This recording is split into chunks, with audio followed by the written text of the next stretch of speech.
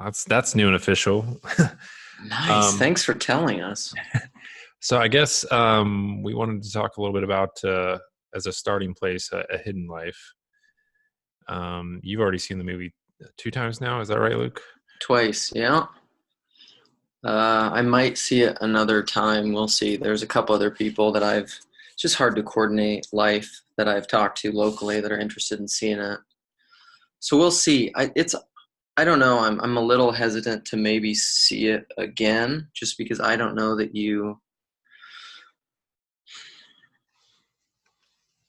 I don't know. I mean, there's definitely a lot there and it's a movie that's worth watching again, but I don't know.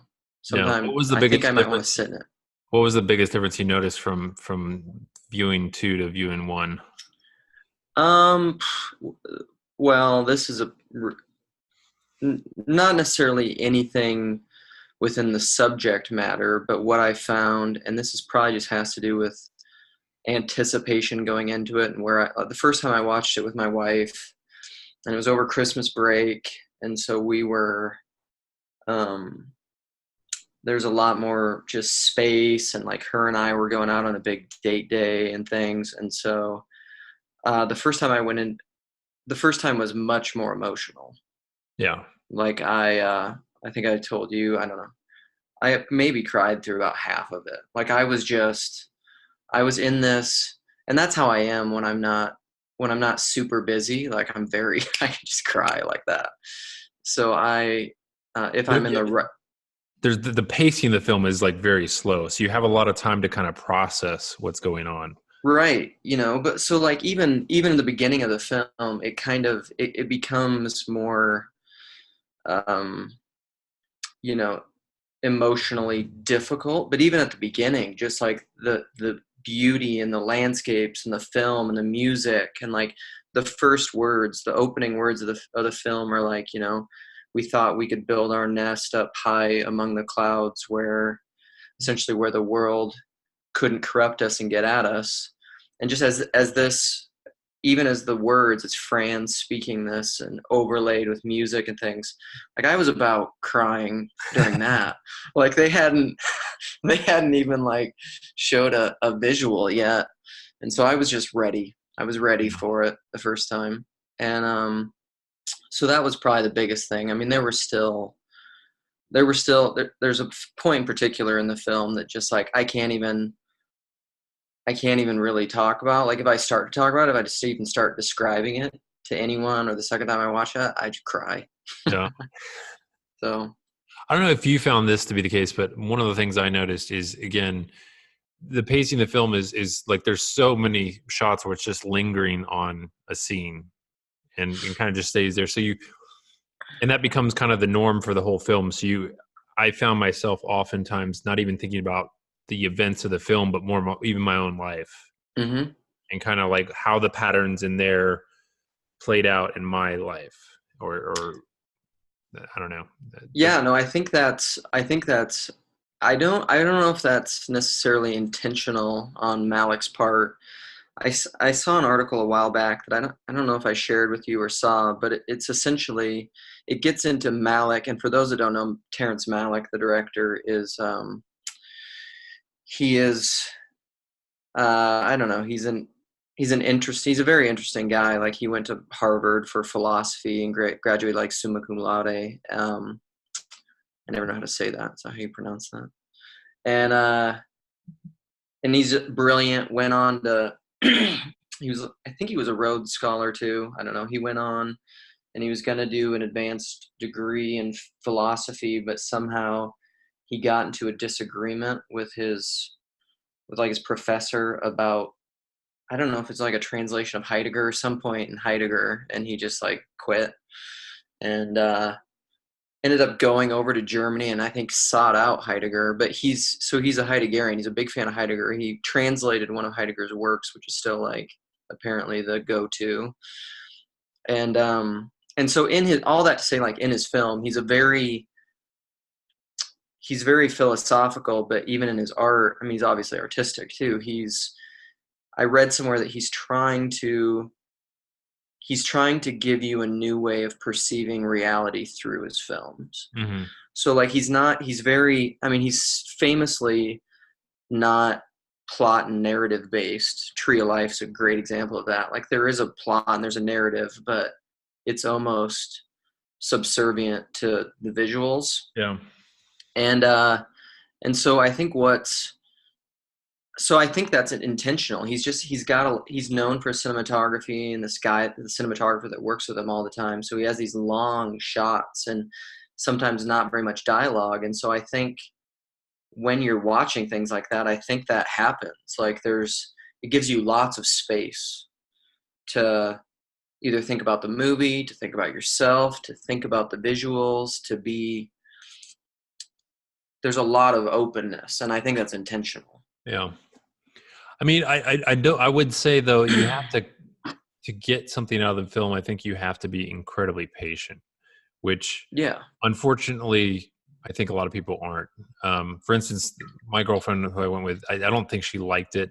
And she actually wanted to go with it when she saw to me with, like, I didn't think she'd want to see the film. She's kind of Mm. like does her own thing. And, but when she saw the trailer, she was like, oh yeah, it looks great, but Yeah. I don't think that the pacing is it's so slow, and it's so unlike any sort of pattern for any other filmmaking. If you've seen other of his films, you kind of know what you're getting into from the get-go. But it makes it's if you're not so inclined to be philosophical, I think it's difficult. Yeah, or even it's very. I think people who don't know who he is and aren't into. So like, I've been thinking a lot. So I'll bring up this point, and it's famous. I mentioned it somewhere else. I think maybe when I was talking about Joker with someone, but I watched this directors roundtable for like all the Oscar-nominated best films, and I sent it to you. But Scorsese was in there, and and they brought up this quote because Scorsese, like a couple months ago, said something. He critiqued Marvel films. Mm-hmm. He didn't really critique them. I mean, I don't think he'd say he critiqued them. He just said they're not cinema. He was putting a distinction between cinema and Marvel movies, which he called them like theme park movies. So like, and that's fine, like there's nothing wrong with a theme park. A theme park is great, but he said that's not cinema. It's not art. It's kind of base entertainment, and I don't mean that pejoratively. It's just meant to be entertained, entertaining. And Malick's movies are not that. They're like as far away from that as you can get. They're Yeah. not meant to be entertaining. They're not entertainment. Right. And so I think if you don't know that going in, like Tree of Life, for example, which is harder than this one, is my favorite movie. I think Nathan Jacobs and Paul's channel said it's maybe his favorite movie. It's like the highest art he's ever seen in cinema or something. I And need to watch that again, because I think that may have been the first one I saw by him. yeah. And I spent too much of my time trying to figure out what's his intentions here, Right. versus like ultimately what I think he's after is like a sort of, by withdrawing so much of the sense making apparatus of the story, he's kind of draws you into kind of meditations on what are, it's like a meta story about life itself, kind of, and Yeah. but if you're not set up for that, you can become quickly annoyed, like if you like the visuals are very pretty, like and like if you have an appreciation for that almost can fill in that space for whatever quote unquote entertainment you're looking for. Because it is like there's like every other scene, like you're seeing something that's beautiful enough that you're like, wow, I would love to actually be physically where this is being shot. It's like it just kind of draws you into, like, if you have any sort of like reverie for nature that you find, Yeah. and that's. But yeah, I need to go see that again. And I actually was just looking at Knight of Cups the other day. Have you seen that one? No, I haven't. But I'm familiar with that one. So I have not. I don't know. I haven't seen that one, but I've seen his. Oh shoot, what's the one with Javier Bardem and it's got Rachel McAdams. I haven't seen And that one. and Is who's it more a recent? who's a who's the last Batman? What's his name? Not the Um, one coming out. Like I- the ridiculous superhero Batman, not the good one. What Goodwill Hunting? What's his name?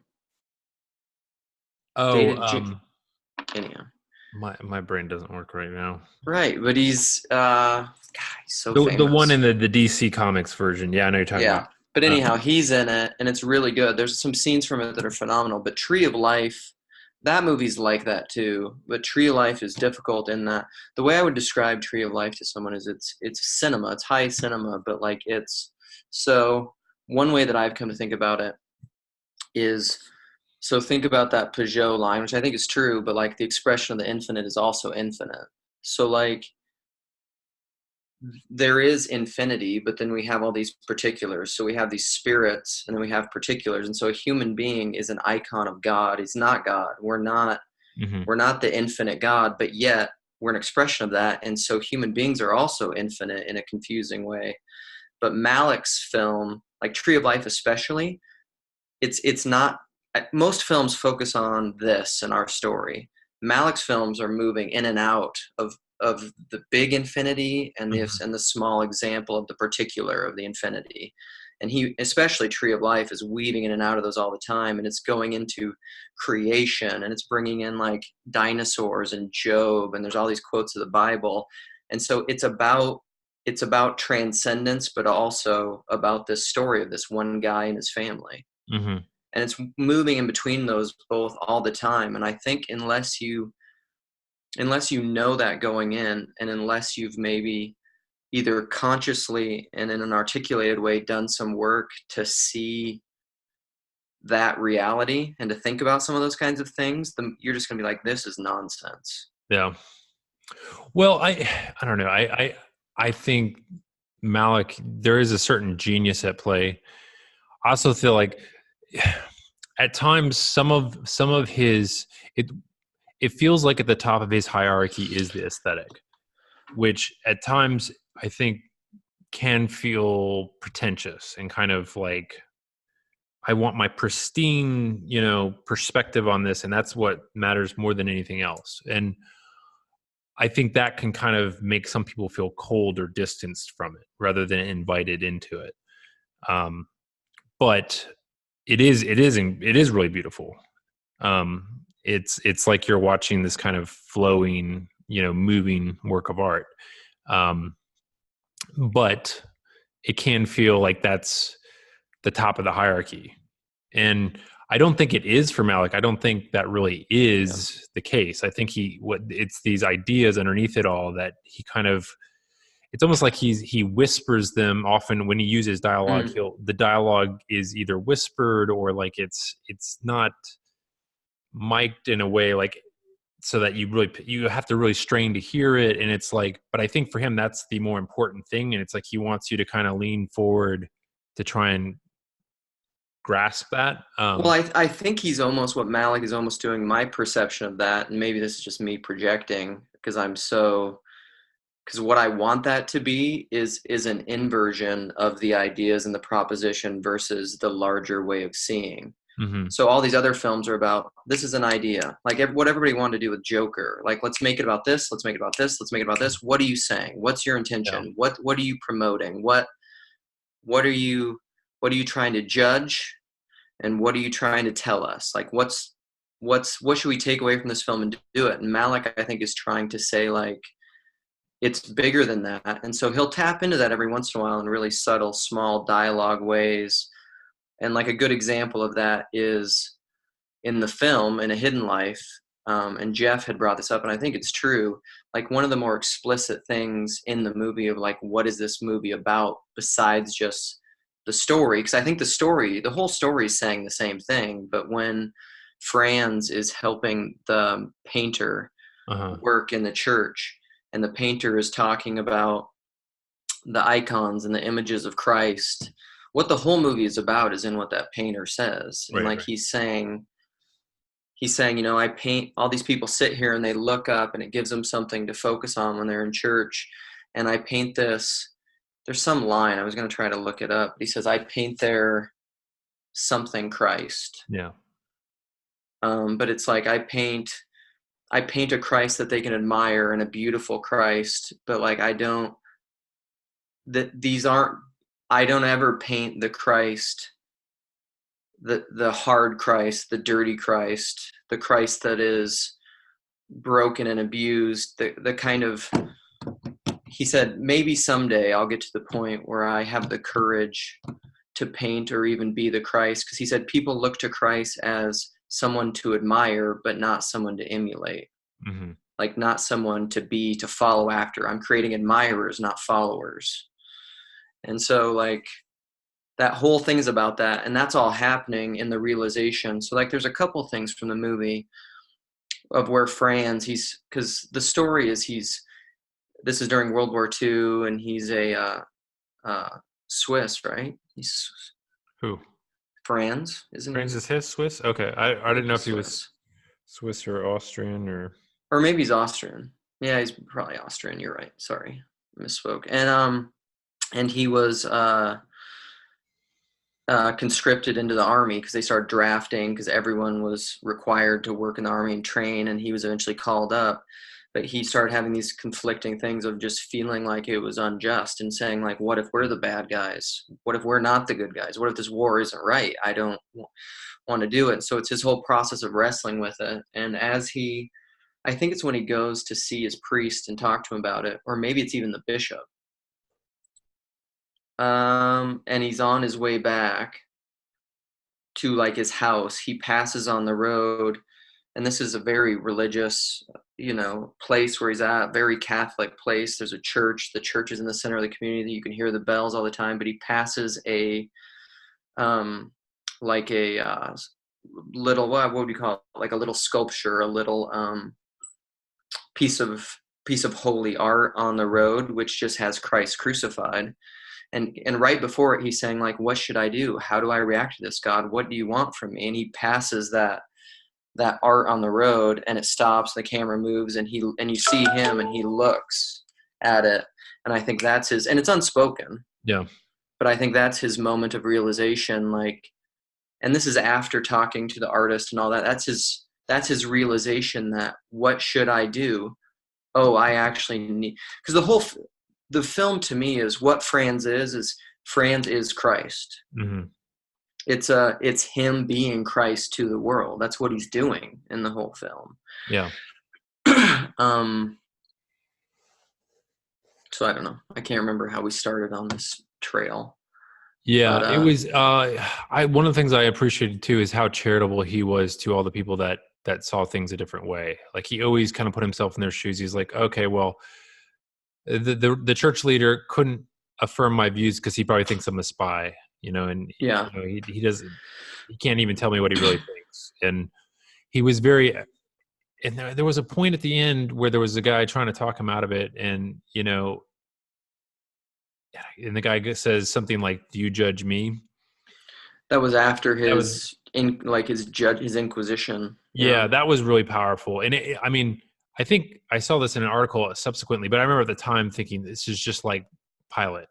Like you have somebody that actually wants to engage with this but doesn't want to engage with it, and is thinking like, how can I do something expedient but also not do something wrong? And he's kind of like turning inward, and he's like, wait, do you judge me? Like, because suddenly he realizes that his reasons for doing this are very moral, whatever. And then it's like, well, wait a minute, does that mean you're judging me?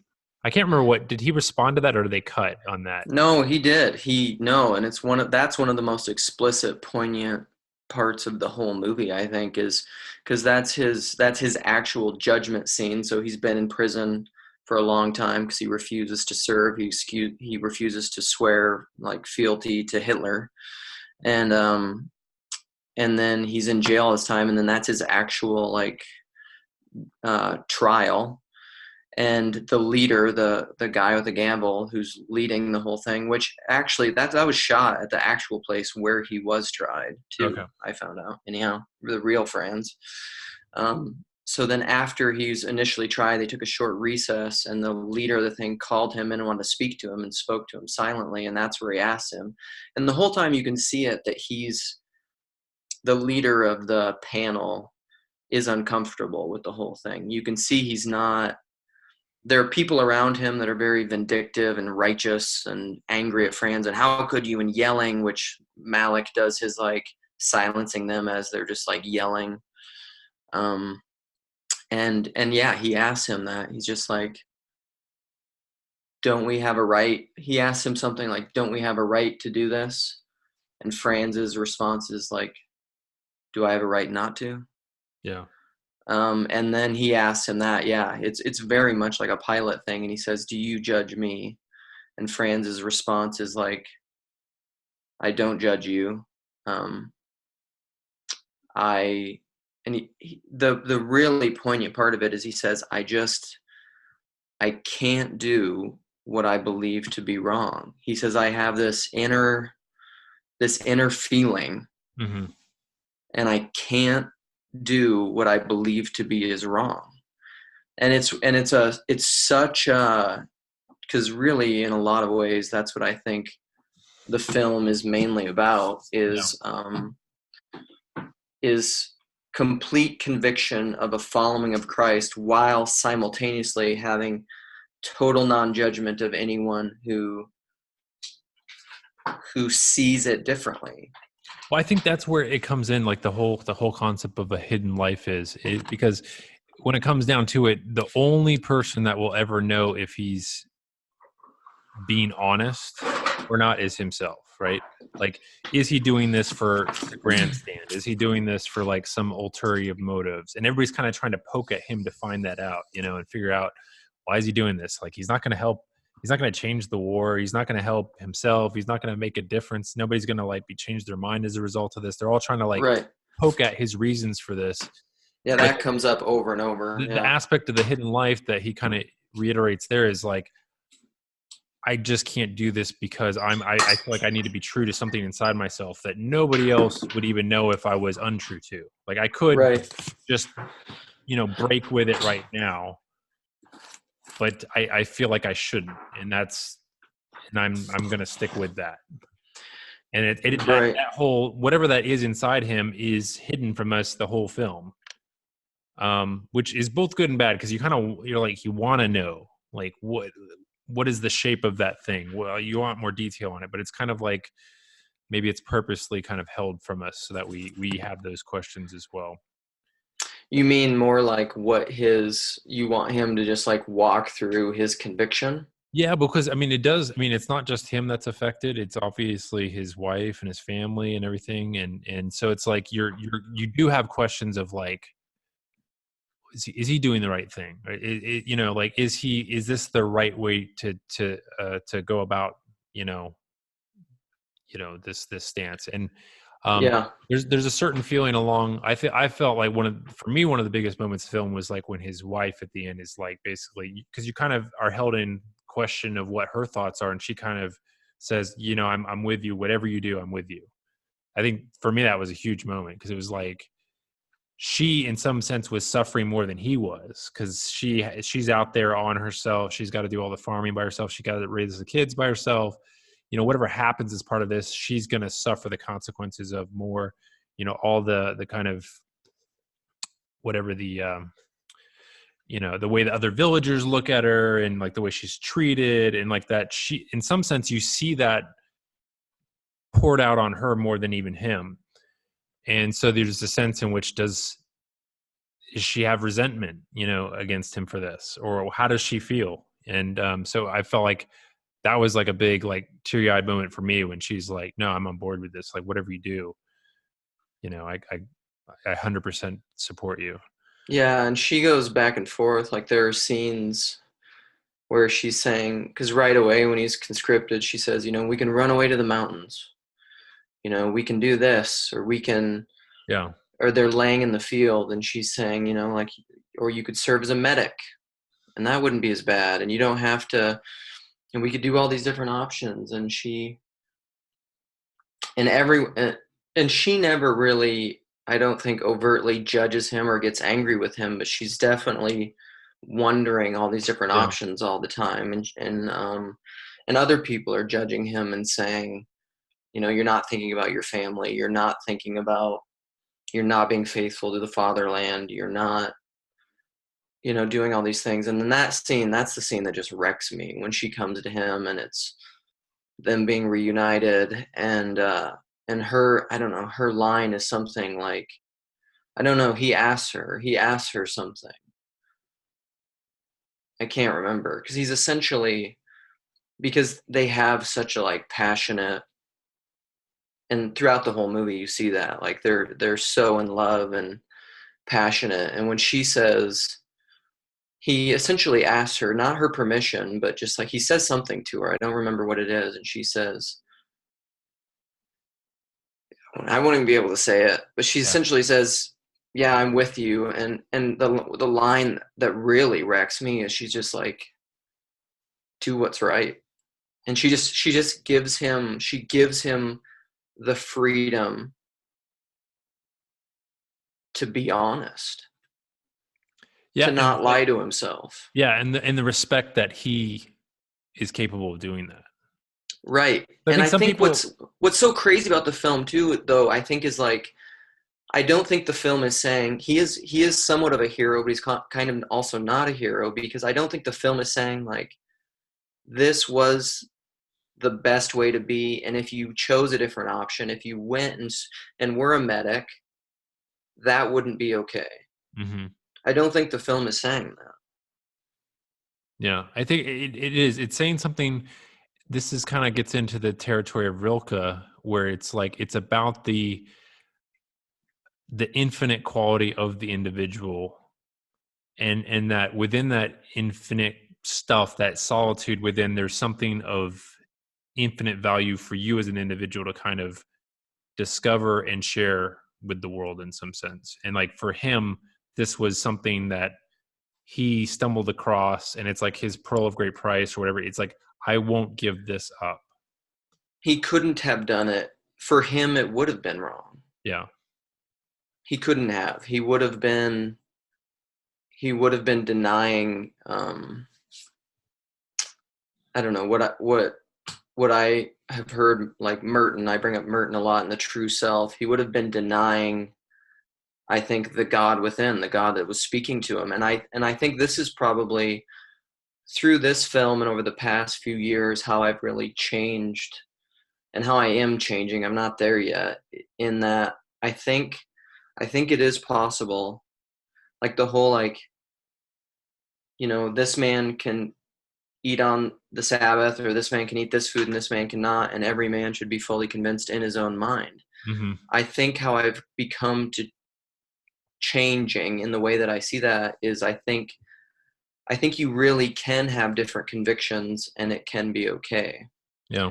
And I think this movie is about that. And I think what's interesting is, one of the interesting things about the film, which is related to this, is how it interacts with Silence, which is Scorsese's film from a few years ago, because it is very different than Silence in this way. And I found out through a few different means that after Silence came out, Malick wrote Scorsese and said, like, he essentially asked him, like, what does Christ want from us? Because he was Hmm. so, I think, affected by the film. Malika Christian. I think so, yeah. I mean, obviously I don't know the man and he doesn't do any sort of public speaking or anything, but like, I don't know how you make a movie like Tree of Life or A Hidden Life and not be. And I mean, there's just so much, and there's just scripture all throughout it. Yeah. I mean, um, but I think what the difference, so like the difference in Silence versus the hero does completely different things in Silence and in A Hidden Life. They're Yeah. opposites. Yeah. In Silence, and it's almost like the language in the final scene when his wife, or not the final scene, but when the wife is there after he's been convicted, um, and the lawyer comes in and says something like, sign it. It doesn't matter. He says, no one cares. They just care about what's in your heart. Yeah. That's the exact same stuff that came up over and over and over in Endo's Silence, in his book. Like that's what You read the The book? yeah, the book is, I mean, get out of town. Like the book is one. It took my breath away. Like literally, I there was a point in it where I couldn't breathe. It was so good. And the film is great too, but like the book is a masterpiece. And because it's the point, because that's the people that are trying to convince Rodriguez, the priest, over and over and over in silence, say, step on the fumi. It doesn't matter. He's like, it's just a sign. All that matters is what's in your heart. God doesn't care. Step on it. It's Yeah. meaningless. Yeah. And that's what he's wrestling with all the, over and over and over is, sure, I can sign this thing to Hitler, but I'm not really in allegiance to him, so I'll just sign it. But he's fully convinced in his own mind he can't. Yeah. He can't. And this is the paradox, I think, is that, in my opinion, I think all the priests and Father Rodriguez in silence were faithful Christians. Yeah. In their own way, but they were opposite of Franz, and I think Franz was obviously very faithful.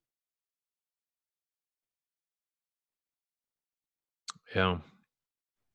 I love the wife, like at her kind of low point, she like cries out and is like, why did you create us, God? And even though that's such a kind of feeling of desperation, there's also like a certain like earnestness in terms of thinking there's something you have something, in mind with all this. Like there's like a hopefulness even in the despair. And at the very end of the film, she's like, at some point in the future, we're going to know what all this is for. Like this is like this kind of, like obviously she's not there yet, but it's just this kind of like hope of like, I know someday I'm going to know what this is about, what this was for, what it meant. That sort of confidence that the essential nature of being is good in spite of what she experienced. Yeah, I think that line, that's what it is more than anything. It's the opposite of despair. It's hope. It's hope amidst, seemingly and almost unbearable suffering in some ways, but yet it's a continued hope, because that's the end. And I don't know. It's one of those things. So I'm probably gonna just bail out short because my wife just woke up and I want to go hang out with her. I thought she was gonna be sleeping longer. Sure. But it's like we were saying. I mean, it's not a movie for everyone, unfortunately. I mean, in a way, I get it. Like, it's just not gonna resonate with a lot of people because of the things that we talked about. But I think, and I still think this, and I don't know, I guess I would ask you this if I put this out even before I watched it, and I still believe this, that I think Joker is a warning, and it's an example and an extrapolation, I think, of what's wrong with our culture. Mm-hmm. If it's taken out to its full course, what I would call the loss of faith and what I call technological babble, like that's what I think it is. Complete disembodiment into just a hatred of humanity, and isolationism through the modern world. But I think a hidden life is the opposite. A hidden life is the remedy. I think is the Christian response to a world like that. Because it's interesting, like World War II was the beginnings of all this stuff, right? They lived out in this very agrarian world. They didn't have a lot of technology. They had wagons, they had horses, they had plows, they had what this book that I'm reading distinguishes as different from modern machine technology. They still had what's called like, what does he call them? Contrivances. So like windmills, water wheels, things that are still connected to nature. But then there's this war that's starting that has planes and bombs, and there's a little bit of that Tolkien-esque contrast of like Hmm. a technology that's connected to a natural world, which is like Hobbiton and elves, versus like the Sauron technology. Like that's a little bit going on in there too. And I think that's connected to, I mean, even though it was very, it wasn't even implicit. It was, I saw it within it, but this connection to technology and a disconnect from the world and how that just erodes these communities a little bit through war and militarism and conquest. So I don't know. I mean, I really see that as kind of like, because that's when all that stuff really started ramping up in this last century. It's crazy how fast it happened. It makes me think I was just reading a Barfield quote the other day. He said something about like comes, whenever progress gets to a point where it's going at a certain speed, it becomes indistinguishable from a crisis.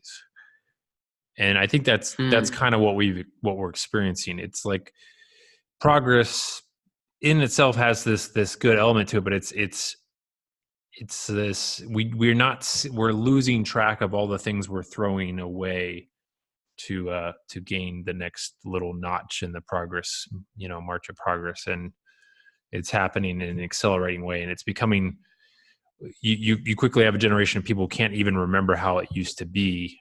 And what is, what will that be like? Well, It's that's that Neil Postman quote too from his book Technopoly, about how like that's his ideas in this technique oriented and world. He said everything will start to be seen through the lens of technology, arts, culture, religion, politics, and it will get to a point where like you can't even see outside of it. And to me, that's the principality of technology.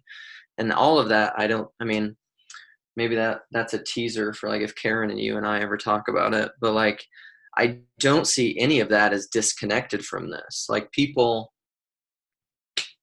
I don't know, I see it as intrinsically connected Mhm. to that kind of a world, because when you are moving that fast and technology allows you to move that fast because technology makes things expedient, you don't and I mean this even gets into like the Odin in his eye thing, is you trade vision. Mhm. Because like you even think about it in a car, when you're driving really fast in a car, you're accomplishing this goal that you have really quickly, but you fundamentally interact and perceive and see the world differently. You Yeah. can't, like, have you ever noticed when you drive through a community all the time or you drive a road all the time and then walk that same road, it's Yeah. completely different. Yeah. You notice completely different things. And I don't know, I don't think the technology piece is not something people have thought about a lot, or some have, but it's Yeah. not. Well, I think it was Jonathan Peugeot that said this. He's like, what a technology does, it creates layers in Yeah. between you and reality. So, Yep. yeah, certain things become suddenly hidden from you, as a result of technology. And I mean, I think we see it a little differently because I feel like technology has to play some Mm-hmm. pivotal role in the fix, as well as I don't think like the fix. Well, I mean, it could be. I mean, maybe the fix is that everything just falls apart and we start over, like with Stone Age equipment, and most of humanity is wiped out. And I don't know. I think I hope that doesn't happen, obviously, but um, I think. Well, here's the thing. What is technology too? Is it's kind of embedded in humanity. And you think even like with when you have the fall, the first thing that happens is God creates clothes for humans. Right. Right. I would say that even language itself is a sort of technology, Yeah. Oh, absolutely. I think, in well, yeah, it is which in a way for sure. Paul gets into in his most recent thing, where really language is a sort of magic. And and then Yeah. I think we've lost a sense of that, but I think it's really true. I think language kind of bridges those things. That's that Alan Moore quote I love so much, about how he talks about its magic and grammar and how that's like, yeah, it's a great quote. But I do believe language is one of those things that is, it's so crazy because it is a tool and it can be a tool. This is where, whatever, I would get in, I think it's really a tool when you get it at the propositional level. Hmm.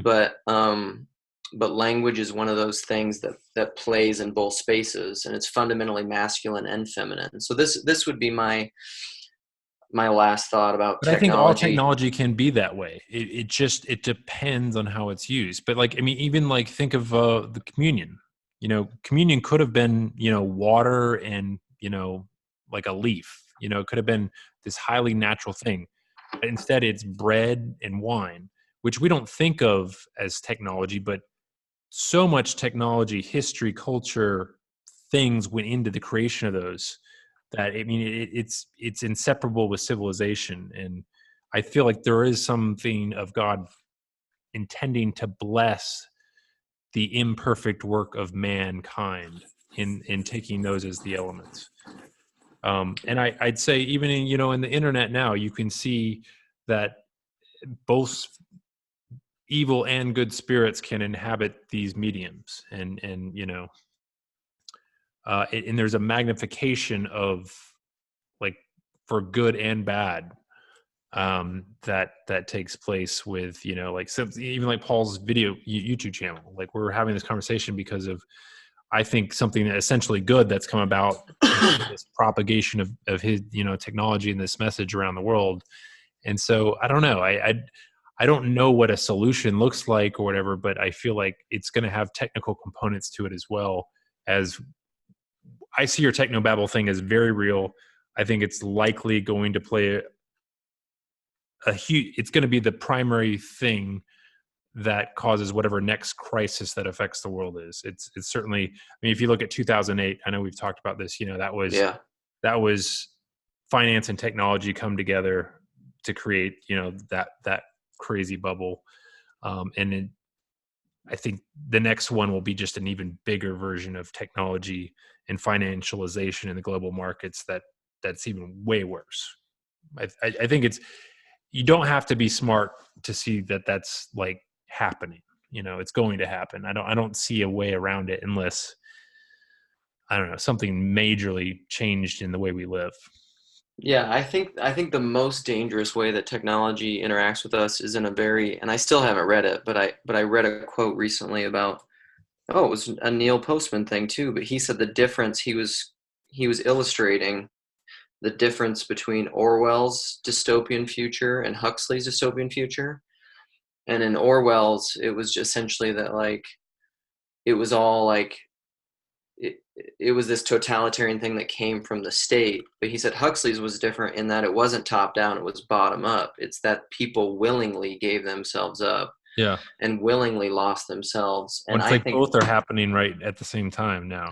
well, and what I think is dangerous, where I think technology could be most dangerous is in the is not so much in these bigger crises, because those are a big deal. Like I'm not saying they're not insignificant, but in the way that it erodes the human soul and it disconnects us to the point of Arthur Fleck, because all the systems and all the brokenness and all that, because that's what technology does, right? If it's layers and garments and degrees of separation, that's even what that book says. If you get so separated from the real via technology, every individual, that we're all so divorced from the real that we are own our isolated autonomous units, like you're completely divorced from a sacramental reality, and you're divorced from a connection to the infinite, because you're just left in your own little bubble. That's what the Joker is, in my symbolically, I think. Yeah.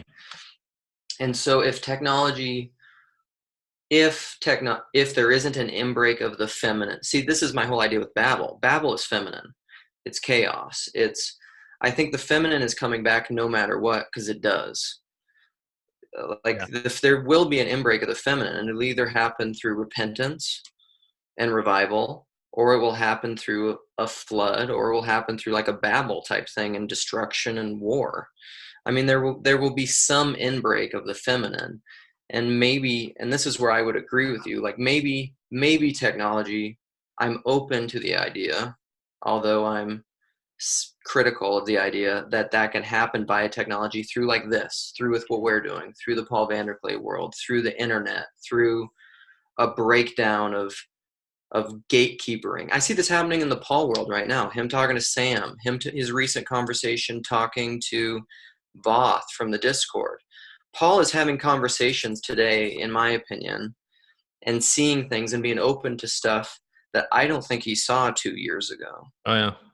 Because I think he lived in a too closed off world, and that's happening through the internet.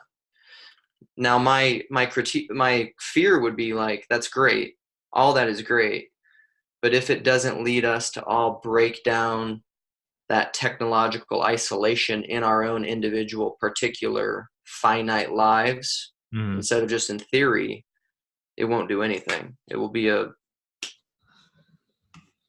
it'll be a flash in the pan. Yeah. And I think people see that. I think that's what Paul and Job and John Van Donk and everything. I think that's why they're emphasizing the meetups. Because that's the future. I mean, it's about embodiment in your local life. Yeah.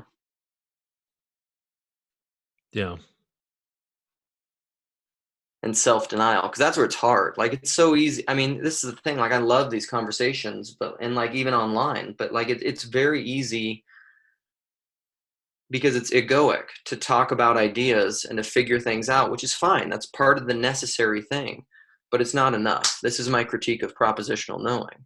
Yeah. This isn't enough. Like, I have to have sound doctrine with my family. I have to have sound doctrine with my neighbor.